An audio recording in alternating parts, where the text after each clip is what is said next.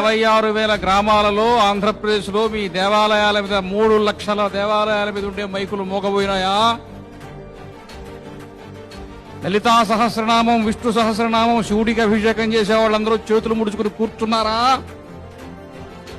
అభిషేకం చేసుకుంటే, నామజపం చేసుకుంటే ముక్తి మోక్షం వస్తే సరిపోతుంది అనుకుంటున్నారా?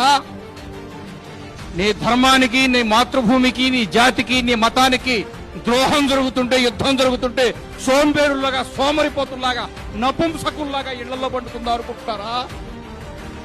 ఓ విశాల హిందూ సమాజమా, 26,000 గ్రామాలలో ఉండేటువంటి 8 కోట్ల హిందూ సమాజమా, హిందువులంటే ఏమనుకుంటున్నారు? 16 సంవత్సరాల శివాజీ హిందూ పాదశాహిగా అయినాడన్న విషయం మీకు తెలియదా? 18 సంవత్సరాల వయసులో ఉన్న ఝాన్సీ లక్ష్మీబాయి 5 సంవత్సరాల యుద్ధం చేసి బ్రిటిష్ వాళ్ళని ఢిల్లీలో ఇళ్ళు వీధులు తగలబెట్టిన చరిత్ర నీది కాదా?